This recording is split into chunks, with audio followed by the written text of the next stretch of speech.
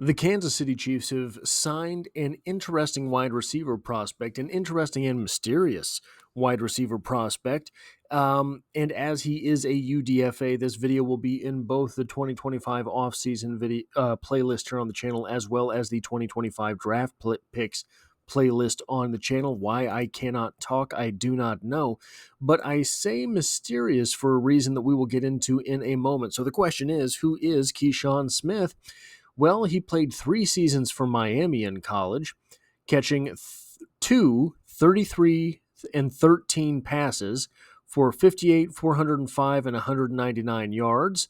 And then he transferred to SMU, the Kansas City Chiefs' favorite hotspot, I guess, where as a first-year senior, he caught 25 passes for 392 yards, a 15.7-yard average, and 3 touchdowns. And in 2024, he caught 33 passes for 527 yards, a 16-yard average, and had 5 touchdowns as well as 2 carries for 1 yard. I believe that is exactly what Rashee Rice did his rookie season in the NFL, 2 carries for 1 yard. Now, here is where the controversy starts.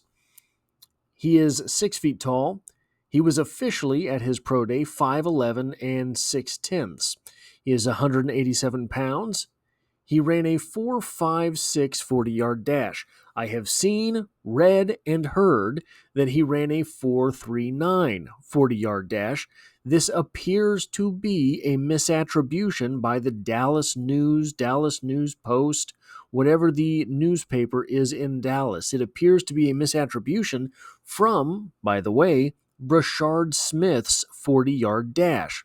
So it appears that KeyShawn Smith ran a 4.56 40-yard dash, had 6 reps on the bench press, but he had a 37.5-inch vertical leap and an 11-foot broad jump. Absolutely explosive numbers there. A 20-yard short shuttle of 4.5 and a 3-cone drill of 7.27. Now, this is a little bit different than most of the scouting videos that I do here because we don't have a whole lot on KeyShawn Smith here, but he does have kick return experience. It might be that the Chiefs are bringing him in to see what it is that they can figure out with that kick return situation, and if he offers anything there. I don't know that I have seen it in him that he would. He is good on the end around, and SMU used him a lot on shovel passes, something that has not happened as often the last couple of years as it did before that in Kansas City. Remember, Mecole Hardman basically made a living off of shovel passes in his rookie year, which was arguably his best year in the NFL. Once KeyShawn is able to break away, he does have long stride speed. He is a guy that is... There are some people that don't look like they're moving fast because they have such short strides. There are some people that don't look like they're moving fast, and they're not. And there's guys like KeyShawn Smith who looks like he's moving fast because when he breaks away, he has very long strides.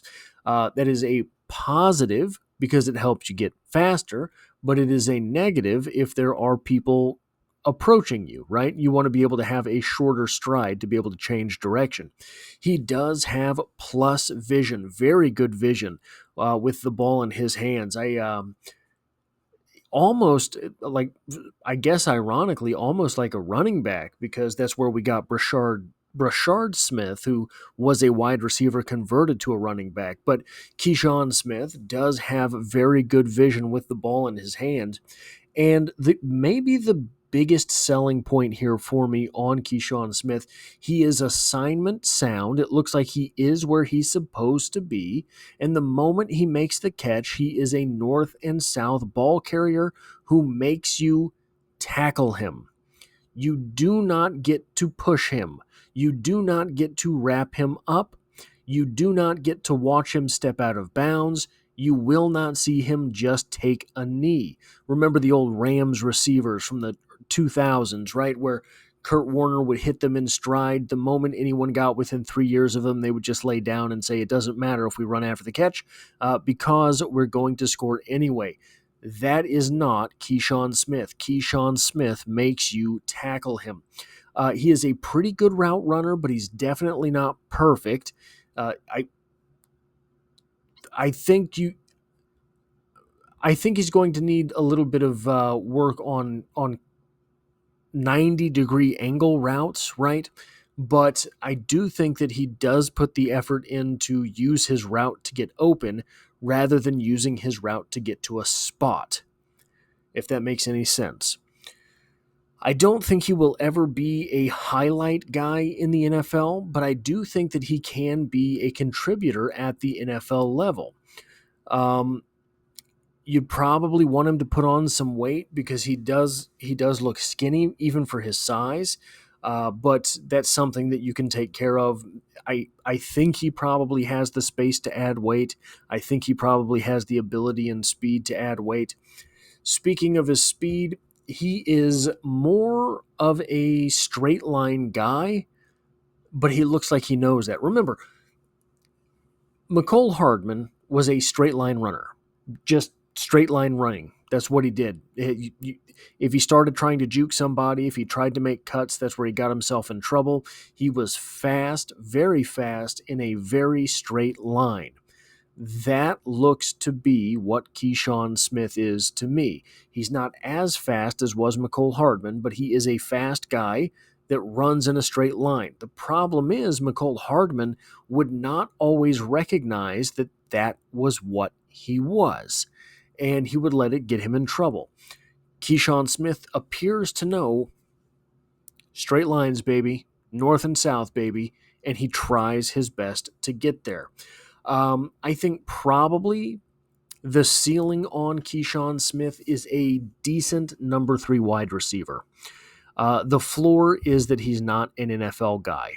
So is this an upside signing? Yeah. I mean, you're getting a UDFA that could have the upside as a number 3 wide receiver. His upside, so I think his ceiling is kind of Mecole Hardman light, right? Which, if you didn't draft Mecole Hardman where you drafted Mecole Hardman, he would have had a pretty decent career here in Kansas City. You'd have been happy with it. If you brought in Mecole Hardman as a UDFA, you'd have been pretty happy with that career. Same with Sky Moore. If you didn't draft him where you drafted him, you would have been happy with his career. Ultimately, do I see KeyShawn Smith making the 53-man roster for the Kansas City Chiefs this year? No.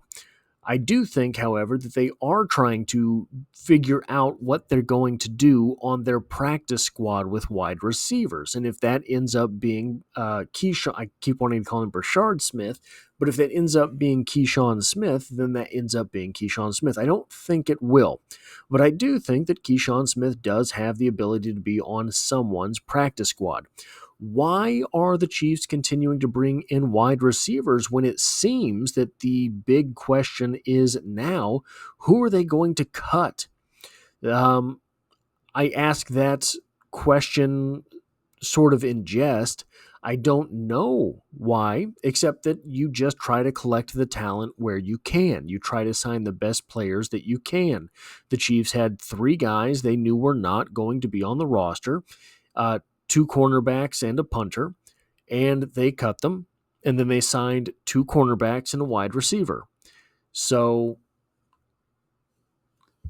I don't know exactly what the move is, unless it was just a move to get better at the wide receiver position on your entire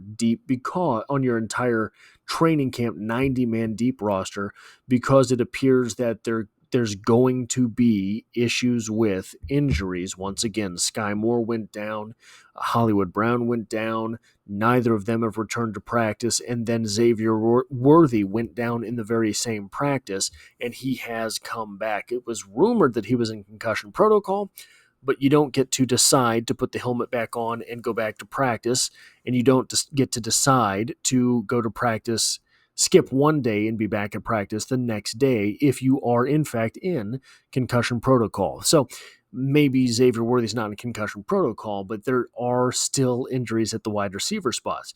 Maybe this is just a camp body move, bring in the numbers at wide receiver that you have to have, and get through the next couple weeks. That is all I have for this video. If you like or appreciate what it is that I do here, hitting a like button really does help me out, as it tells YouTube to share this video with other Kansas City Chiefs fans. If you find yourself here by chance but not design, the Chiefs are the only thing I talk about on this channel, dropping multiple videos every single week. And as always, I hope to have you back for the next one.